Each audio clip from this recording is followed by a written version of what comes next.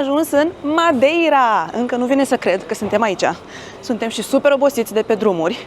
Dar, da, în sfârșit, după ani de zile de când îmi doresc să ajung în Madeira, am ajuns, suntem aici. Tibi este și el lângă mine, foarte încântat de altfel.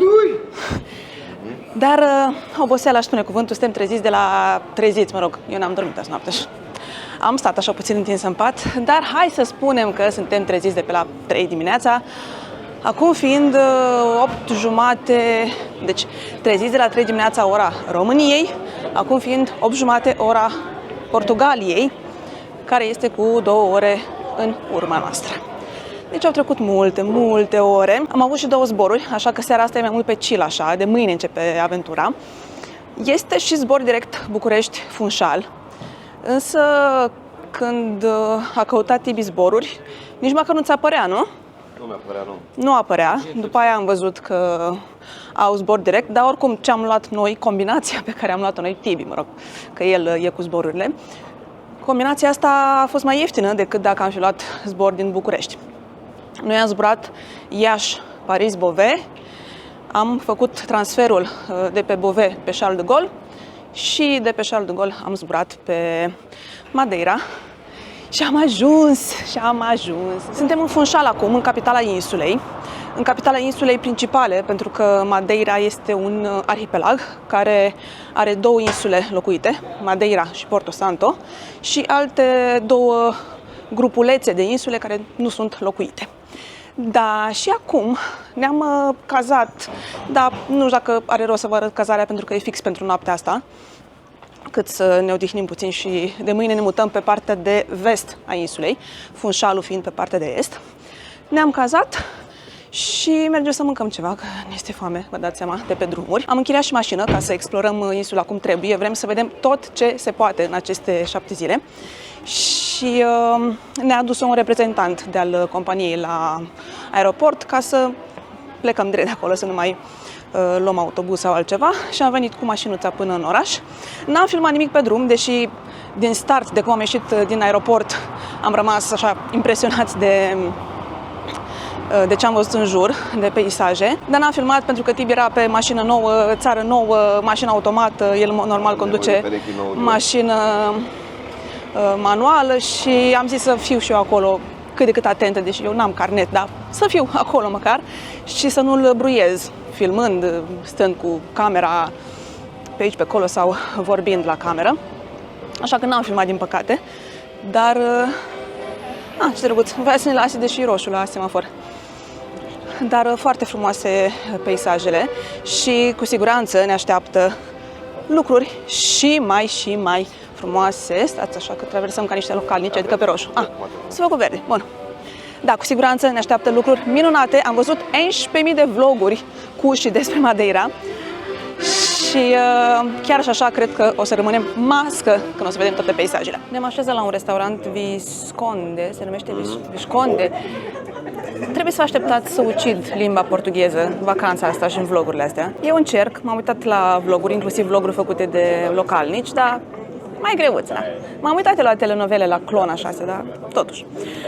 Bun, ne-am așezat, am comandat niște chestii locale, inclusiv poncea, vă spun o dată care e faza cu poncea. Și vreau să vă spun de aterizarea pe aeroportul Madeira, care a fost foarte ok, în condițiile în care aeroportul de pe Madeira este unul dintre cele mai periculoase, sau, mă rog, cu aterizările cele mai grele. E destul de greu să aterizezi din cauza curenților, pentru că Madeira fiind o insulă în mijlocul oceanului, în mijlocul Oceanului Atlantic, curenții sunt foarte puternici, de asta în principal e greu să aterizezi. Și pista este destul de scurtă. Deși am mai lungit-o între timp, am mai construit o prelungire a pistei pe niște piloni așa direct în apă, direct în ocean. Dar chiar și așa sunt puțini piloți care sunt antrenați, să zic așa, ca să aterizeze pe Madeira. Dar a fost ok, chiar a fost ok. S-a zgâlțit așa puțin avionul, dar nimic a de speriat. În Islanda, pe Reykjavik, a fost mai dură aterizarea. Acum chiar a fost lejer. Sperăm la întoarcere să fie totul în regulă și să putem decola, să nu fie vântul prea puternic. O să vă dau mâine mai multe detalii despre mașina închiriată, să vă spun și prețuri și să vă și arăt. E super simpatică. E o Mazda 2, parcă, sau ceva de genul ăsta. E așa micuță, oricum am căutat mașină mică, pentru că Madeira are niște drumuri foarte înguste și trebuia o mașinuță care să încapă. Zic care cameră de temă. Și da, Tibi a vrut mașină cu cameră pe spate, doar pe spate? Pe spate în principal. Și senzor, care nu sunt, din ce ne-am dat noi seama. Și camera e cam dubioșică, adică față de mașina noastră de acasă, asta nu reacționează foarte bine, ca să zic așa. Și Tibi râde că au pus camera de pe Temu, de pe Shein. O fi acum, eu știu. Da. O să ne facem treaba cu ea. Și a vrut și automată, pentru că pe lângă că drumurile sunt înguste, multe dintre ele sunt și în pantă. Și când zic pantă, mă refer la o pantă abruptă. Și a zis el că cu automata e mai ok. Nu, eu sunt obișnuit cu diesel, cu motorină. Ok, el e obișnuit cu diesel, cu motorină. Așa, ei n-aveau mașini pe motorină deloc. Ei n-aveau mașini pe motorină deloc, am traduc. Așa.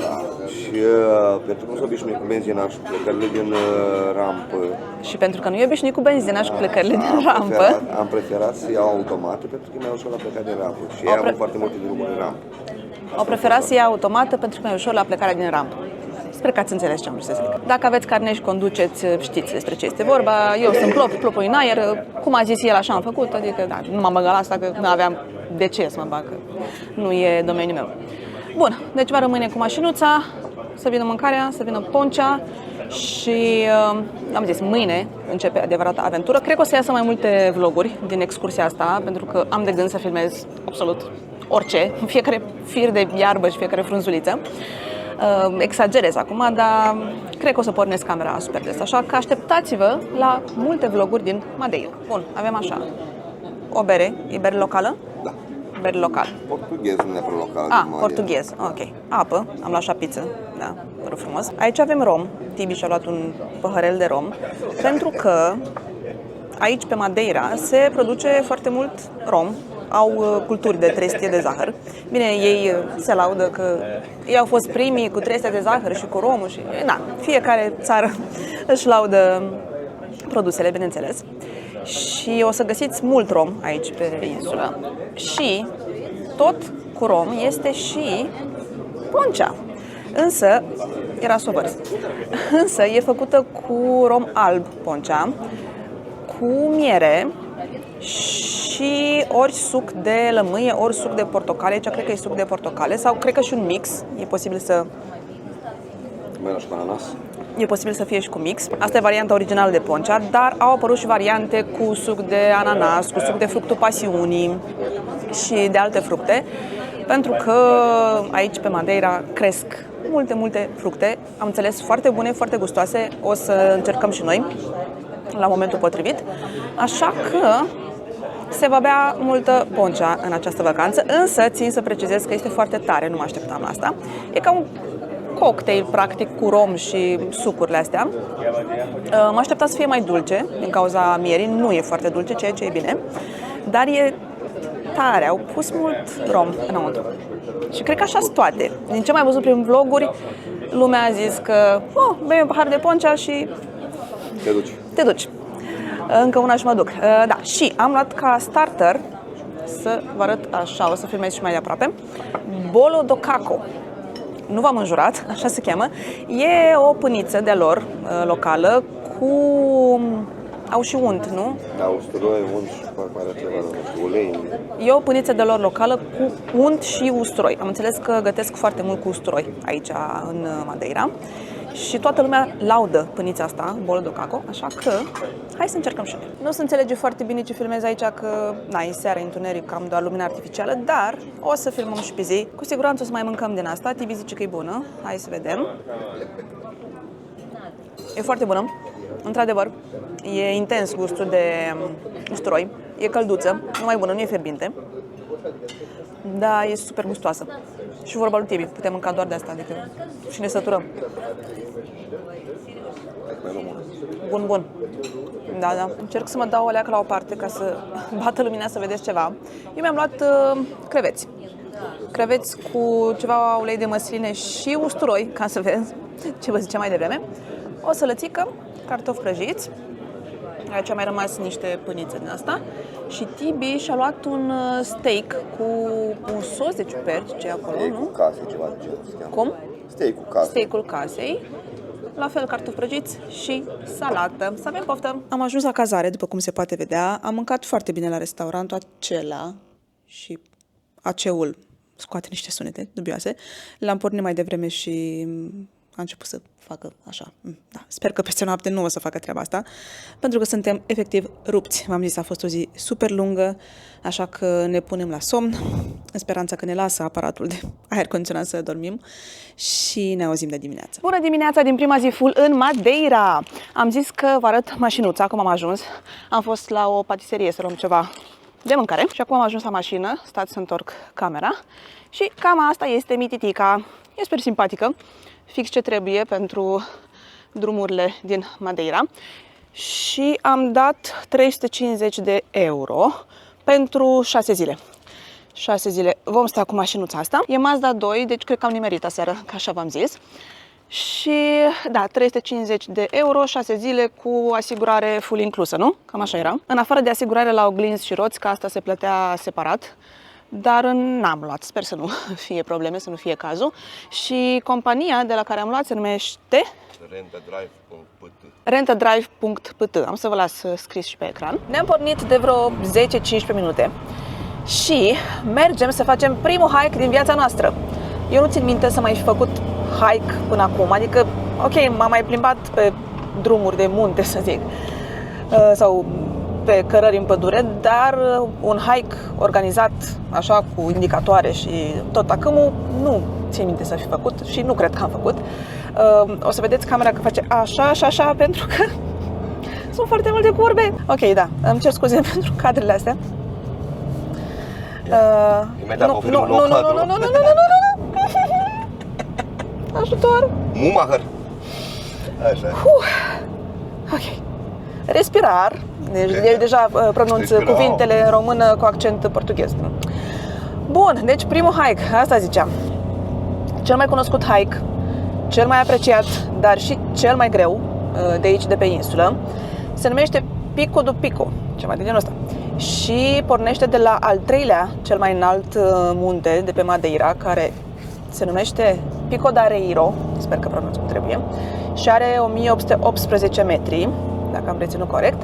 Deci pornește de la Pico da Reiro până la Pico Ruivo, care este cel mai înalt munte de pe insulă și este un hike lunguț, greuț, de vreo 6 ore dus întors, 4-6 ore în funcție de condiția fizică. Inițial am fi vrut să-l facem, după aia ne-am dat seama că noi nu avem condiție fizică și am zis că nu-l mai facem. Și să facem doar o primă bucată care se numește Stairway to Heaven, care e foarte, foarte frumoasă. Doar că, între timp, ei au avut niște incendii. Nu știu dacă știți, poate ați văzut la știri. În august au avut niște incendii destul de serioase și mare parte din acest hike este blocat, adică drumul este blocat, este închis pentru siguranța noastră, a turiștilor, evident, sau mă rog, nu doar turiști, și localnici care poate vor să facă hike-ul. Dar, din fericire, e deschisă fix părticica aceea pe care oricum voiam noi să o facem, aceea cu Stairway to Heaven. M-am uit pe hartă și văd niște curbe care se apropie. Așa, deci cumva am avut ghinion pe parte, noroc pe partea asta la altă că prindem bucățica asta. Într-acolo ne îndreptăm și sperăm să găsim loc de parcare, că am înțeles că este foarte aglomerată insula și e cam aiurea cu locurile de parcare. Trebuie să ajungi foarte devreme, doar că la noi nu este cazul, e deja 10. Bun, și sunt două variante să ajungi la acest Pico Ruivo. Poți ajunge de aici, de pe Pico da Reiro, dar v-am zis că e închis drumul. Și mai este o variantă mai simplă de la Achada do Teixeira, am ucis iar portugheza. Este un traseu de drumeție mult mai scurt, cred că se face într-o oră jumătate, două, ceva de genul ăsta. Doar că și acolo, ultima porțiune, fix cea care urcă spre vârf, este închisă. Ultimii 500 de metri sau ceva de genul sunt închiși. Din nou, pentru că au fost incendiile și probabil sunt alunecări de teren, ceva... Poftim? Erau și fazani. Fazani? N-am văzut. Da, cad pietre, am citit, adică nu este safe să ajungi pe acolo și de asta am închis drumul. Am ajuns, am găsit și loc de parcare. Asta este parcarea. Și mai erau vreo câteva, adică nu era chiar de speriat. Și deja avem această priveliște absolut minunată. Și aici este începutul hike-ului până la hike, pentru că parcarea asta este destul de jos față de începutul traseului, așa că ne facem încălzirea până când intrăm pe hike-ul propriu-zis. Dar deja, uitați-vă, e absolut superb, superb, superb, superb. Clipurile astea din Madeira o să fie cu mult wow, wow, ce tare, ce mișto, urlat chestii din astea. Așa că pregătiți-vă! Am ajuns la începutul hike-ului și este un punct panoramic aici. Și cam asta este priveliștea. E superb, superb, superb și acolo, în depărtare, este oceanul. Doamne! Luăm o săniuță, ne dăm... Da. Și pe acolo cred că este traseul. Noi deja am obosit. Eu deja simt că am febră musculară și încă n-am intrat pe traseu propriu-zis. Da, de acolo de undeva începe și aici este un punct cu o cafenea, toaletă, magazin de suveniruri, dacă te interesează. Am fost la toaletă ca să fim pregătiți și hai să începem. Minunăția asta de traseu. Aici este un observator astronomic și în partea stângă, în partea stângă este începutul hike-ului. Partea faină e că toate traseele din Madeira au acest tip de marcaje. Vedeți? Pe R1 Pico Ruivo, la care nu o să ajungem, din păcate, și scrie aici că putem ajunge doar până la kilometrul 1.2.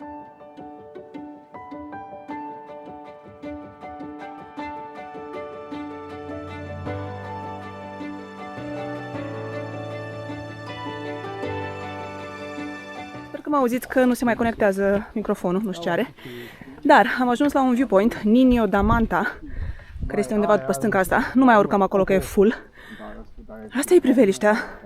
Mi se tăie picioarele, mi se tăie respirația și nu pentru că am urcat, ci pur și simplu de minunăția asta în față. Și asta e priveliștea de aici. Și de aici de undeva, cred că după dealul ăsta, acum, deal, mă rog, zic eu deal, după stâncile astea, urmează Stairway to Heaven.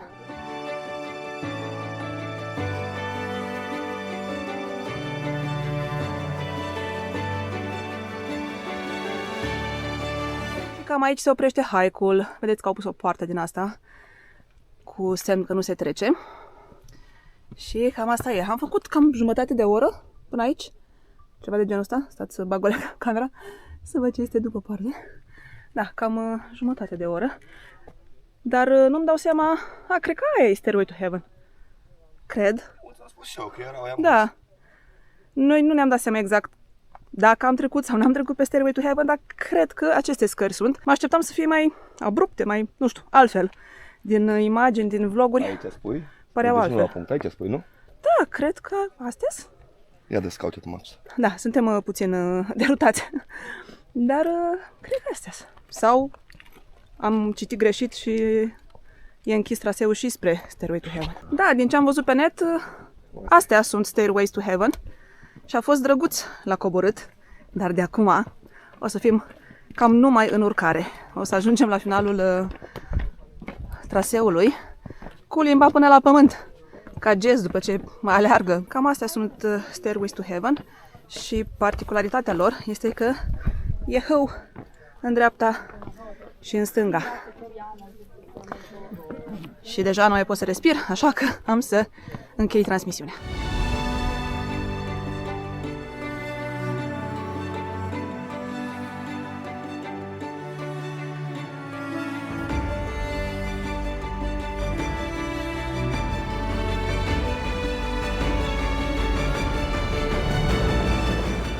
Am ajuns la punctul de belvedere până la urmă, cel de dinainte de Stairways to Heaven. Și vorba lui Tibi, îți vine să faci poze într-una. Și stați să vă arăt, un Tibi obosit. Pico de Tibi. Pico de Tibi. Și acolo am fost noi, unde vedeți omuleți, sper că vedeți. Acolo e punctul unde se termină hike-ul, din păcate. Și nu-mi dau seama, ori ar trebui să vadă Pico Ruivo de aici? Sau e după... Cred că e după stâncile astea. După stânci.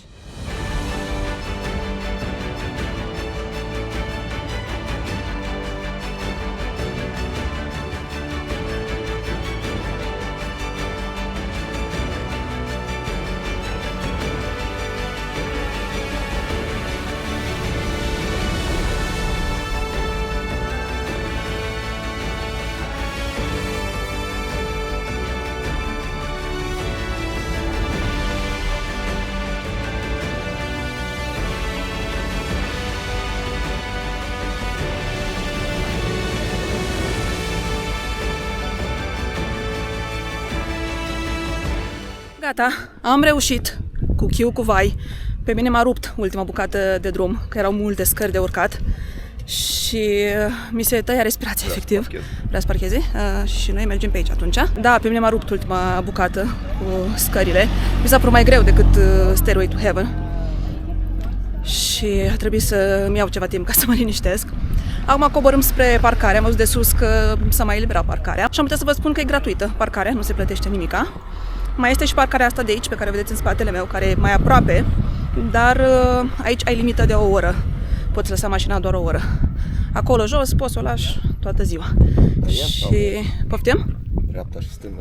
Pe ai zis că mergem pe... Vrei să tăiem ca să nu mergem prea mult? Am mers deja prea mult. Ok, și mergem la mașină. Ne schimbăm papucii de oraș, ca să zic așa, că avem ghete speciale pentru hiking, le avem de când am fost în Islanda și ne schimbăm în ele când avem de făcut hike, după care ne schimbăm înapoi la finalul hike-ului ca să nu ne urcăm în mașină cu ghetele murdare de nisip, noroi și mai știu eu ce o să întâlnim pe drum.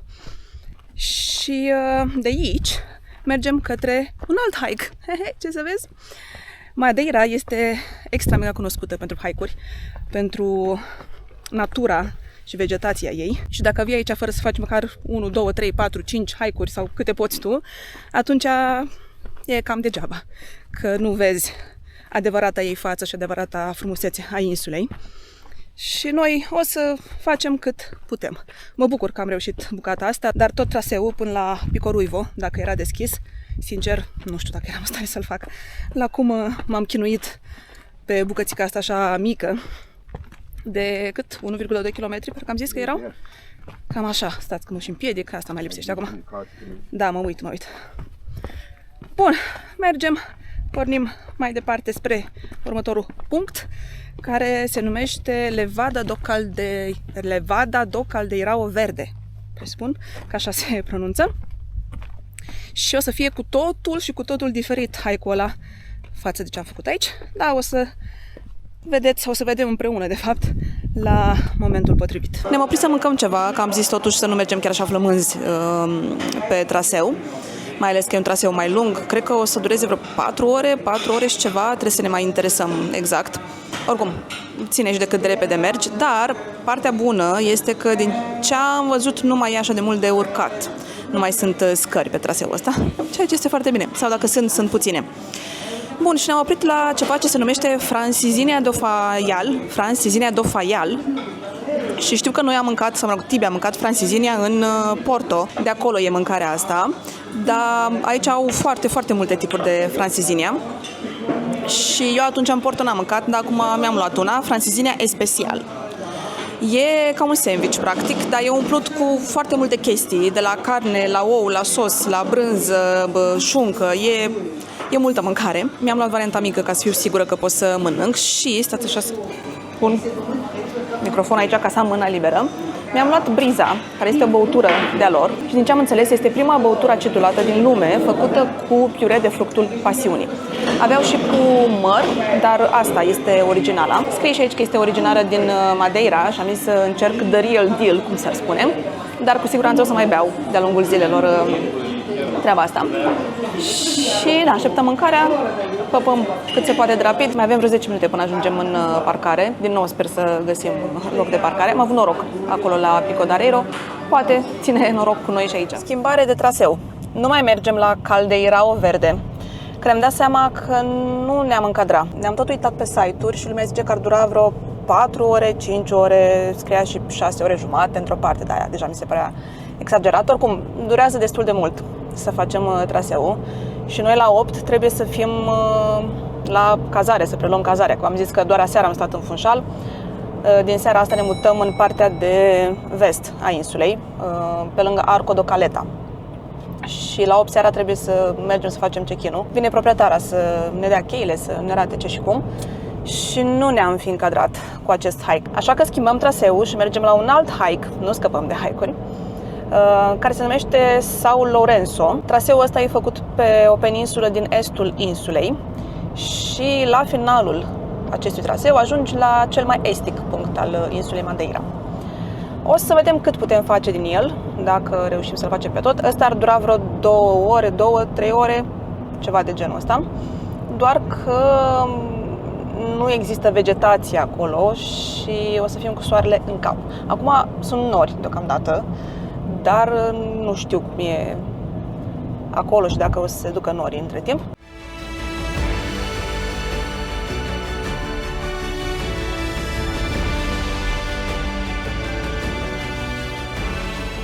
Am ajuns.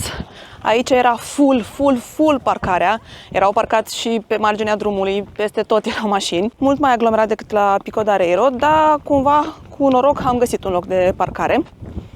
Și deja am intrat pe traseu. E soare, dar bate și vântul destul de tare de la curenții oceanului. Și să vă arăt marcajul. PR8 este acesta. Cam așa. Și am făcut o mare greșeală. N-am luat nimic de pus pe cap. Nu cred că mergea o pălărie neapărat, dar o bandană, ceva, orice, ca să fiu acoperită sau acoperiți de fapt că nici tipi n-are. Șapcă, nu știu, orice, nu avem. Și sperăm să nu facem insolație după un asemenea traseu, dar mă bazez pe nori, că pare că vin încoace, că vin spre peninsula asta. Și poate avem noroc cu norii. E mai aridă și uscată vegetația aici. E total diferit peisajul de ce am văzut pe Pico d'Areiro. Și mi-aduce aminte puțin de Islanda, peisajul ăsta. E superb peisajul, superb. Uitați-vă cum arată stâncile alea care pică în apă. Și apa are o culoare foarte faină. Și acolo s-ar putea să fie Porto Santo, cealaltă insulă locuită, dar nu bag mâna în foc. Nu știu sigur, e doar așa o bănuială. Dar e absolut minunat. Și ce ziceam, total diferit față de primul hike pe care l-am făcut astăzi. Și o să mai tot vedem diversitate pe insula asta.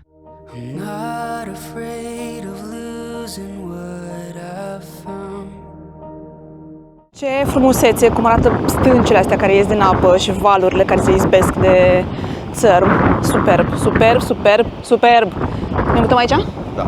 Da? Gata. Ne mutăm în Madeira. Și încă n-am văzut tot, putem merge acolo. Este un punct panoramic. Fantastic. Cred că până acum e în top destinații.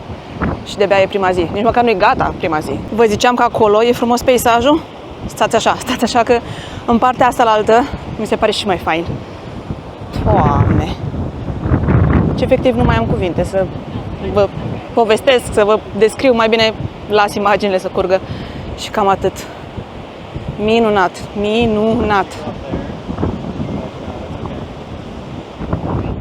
If all the fallen pieces hit the ground, I see it in your eyes.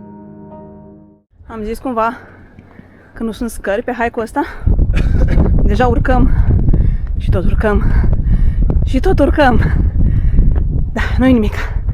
Pentru priveliștea asta, eu zic că merită. Chiar dacă trebuie mai mult să respir. Nu știu ce epiteți mai folosesc. E fabulos. Uite, fabulos n-am folosit până acum. E fabulos ce e aici.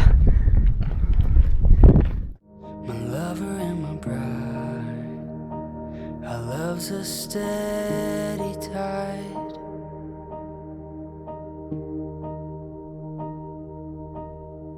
A story speaks and silences my doubt. The wind may blow, but he is building. Ne-am oprit puțin la cafeneaua asta, să bem o apă, să mergem la toaletă. Și ultima bucată de traseu arată cam așa. Noi trebuie să ajungem cam aici, în vârful ăsta. Acolo e punctul final. Și panta e ceva... E foarte abruptă, cel puțin așa se vede de aici. Cred că așa este și la fața locului. Mai era o opțiune să, după ce urci și cobori bucata asta, să iei o barcă care te duce până la parcare. Doar că ultima barcă pleacă la 5 și e 4:30. Și noi ne mai încadrăm. Am făcut asta, sincer. E 15 euro de persoană, dar pentru picioarele noastre am fi dat banii ăștia. dar nu ne încadrăm. Și am stat și ne-am gândit să urcăm, să nu urcăm, să urcăm, să nu urcăm, mai ales eu, deci condiția mea fizică este inexistentă. Dar am zis, am ajuns aici, suntem atât de aproape și să mergem mai departe, să urcăm. Vă anunț eu de sus dacă mai trăiesc sau nu.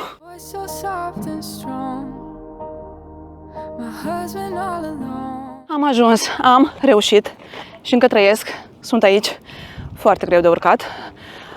Ca timp a durat un sfert de oră, dar sunt niște scări făcute în pământ, care de fapt nu sunt chiar scări, sunt foarte abrupte, unele nu sunt cu totul, ca să zic așa, adică de la apă probabil, cum a tot plouat, sau mai rupt din scări. Noroc de niște stâlpi metalici puși de o parte și de alta, că m-am ținut de ei și am urcat, că altfel nu. Problema e că la coborât, cred că o să fie și mai greuț, dar nu contează. Uitați ce am în spatele meu, uitați, asta este priveliștea. E superb, superb. Pentru asta am urcat. Acesta este punctul estic al insulei și bucățile alea două de pământ sunt separate cumva de această peninsulă. Se poate ajunge cu barca dacă vrei. Acolo, în capăt, este un far. La fel, se poate ajunge cu barca, dar da, nu mai este cazul. Ce minunăție! Suntem înconjurați de ocean. Să vă fac așa o panoramă. Cam așa. Și în spate, mă rog, sunt oameni. Acolo nu știu cât vedeți voi, dar e pista de la aeroport. Acolo am aterizat ieri, dar nu cred că se vede foarte bine pe cameră. Nu știu cum se cheamă orășelul de lângă aeroport. Da, deci noi am venit, stați să vă arăt, am venit de undeva de acolo. Acolo sunt parcate mașinile și am mers, pam, nu se mai vede de aici, până am ajuns la așa ceva, la așa minunății. Bineînțeles, toată lumea stă și își face poze aici, o să facem și noi, evident. După tot efortul ăsta, merităm o poză.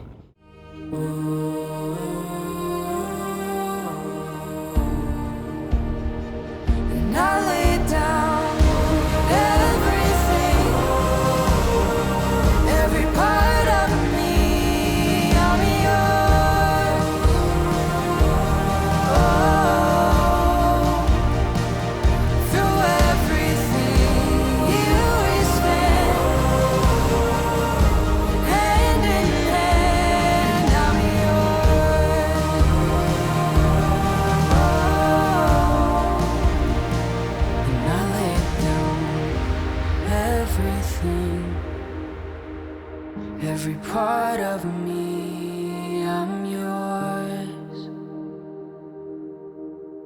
De acolo venim. Aici sus am fost și am făcut mai bine de jumătate din hike înapoi. Și mai avem puțin, zic eu. Și sper că mai avem puțin până în parcare. Poftim? Că mai avem puțin? Cred că avem mai puțin de jumătate, da, exact. Deci, e bine, e foarte bine. Nu e bine că nu avem apă, e bine că mai avem mai puțin de jumătate. Da, lumea spune că ăsta ar fi un hike ușor. Sincer, pentru cineva care nu-i experimentat, n-aș spune că e ușor. Poate nici cel mai greu, dar undeva mediu, pe acolo, cel puțin a doua jumătate de hike, mi se pare destul de greuță. Iar acolo, urcatul ăla, da, e, cum o zis Tibi, cireașă de pe tort. Ce înseamnă că e greu? Adică nu să fac. Da, nu să-l faci, doar să auzi. Da, nu știu cum ar fi fost Pico d'Areiro, Pico Ruivo, făcut complet, dacă era deschis traseul, dacă era mai greu ca asta sau nu. Pentru cineva care e un cartofior de canapea, adică eu, e un hike moderat, mediu spre greuț.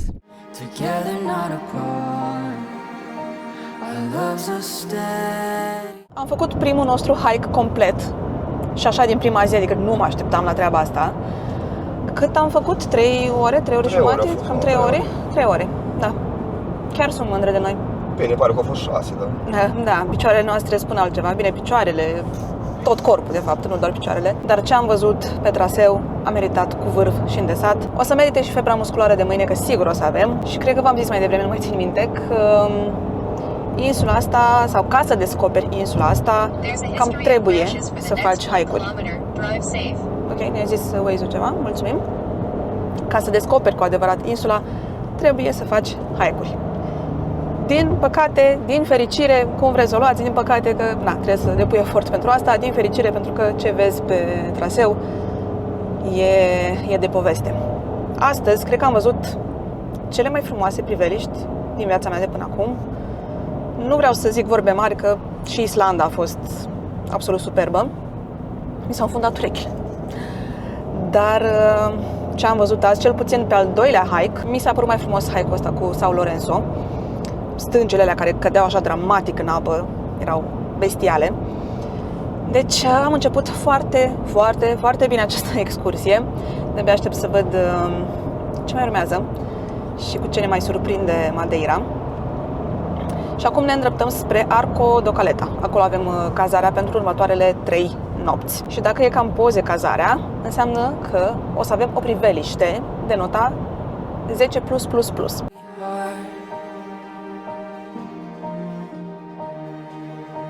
And I lay down everything, every part of me. Am ajuns aproape de cazare, trebuie să ne întâlnim cu proprietara îndată. Și uitați ce am descoperit! Bănănuțe! Au foarte multe plantații de banane aici pe insulă. Și sunt așa, pe marginea drumului. Nu știu dacă poți să le iei neapărat. Și în spate, pam, pam, pam, oceanul. Am ajuns în sfârșit și la cazarea din Arco de Caleta, despre care vă spuneam. E aproape 10 seara, a fost o zi extrem de lungă, dar foarte, foarte frumoasă. O să vă fac un scurt tur, dar nu pot să vă arăt punctul de atracție al acestei cazări, și anume grădina și priveliștea, pentru că e întuneric. Dar în zilele viitoare o să facem și asta. Bun, aici avem una bucată intrare și în partea asta este bucătăria. Cum intri, este o zonă mare de bucătărie, avem și mașină de spălat. Apoi mergem așa frumos, pam, pam, pam, o canapeluță, o zonă de living, aș spune că este asta, cu televizor acolo, foarte drăguț așa decorată și un fotoliu. Și ne-a zis doamna că avem și pături acolo pe care putem să le folosim dacă vrem să stăm afară, pentru că e răcoric aici. Fiind situată sus pe deal, cazarea e mai răcoare decât era ieri în Funchal, de exemplu. Bun, baia, tradiționalul cadru din oglindă. Și baia pare foarte curățică, foarte drăguță. Ok, avem de toate pe aici. Bun, de-abia aștept să fac un duș, este tot ce-mi doresc în momentul ăsta. Ok, ne-au lăsat flori. Eu iubesc hortensiile și aici pe insulă este plin de hortensii. Și ne-au lăsat flori culese de ei, din grădina lor. Sunt foarte, foarte frumoase. Bun, și acum urcăm niște scări. Ușor, ușor, ușor. Așa, și ajungem în zona de dormitor. Cred că trebuia să... Stați așa. Trebuia să aprind lumina din altă parte sau se poate și aici? Ia. Ok, hai că m-am descurcat. Bun, altă oglindă. Alt cadru, absolut minunată sunt la ora asta. Pătuțul sper să fie mai confortabil decât cel de azi noapte, că ăla nu prea a fost cine știe ce. Și da, cam asta este cazarea. Aici o zonă unde să ne punem hăinuțele și aici avem o ieșire pe terasă.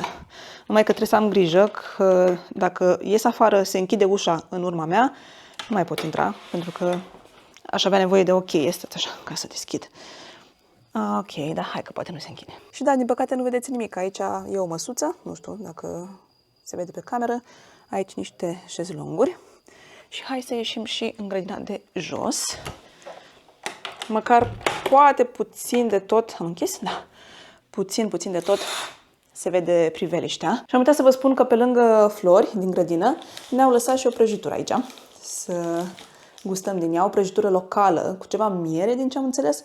O să aflăm noi ori mai diseară, mă rog, că e ora 10, mai târziu, ori mâine dimineață. Și hai să ieșim puțin și în grădină, ce vă ziceam. Ok. Nu cred că se vede nimică.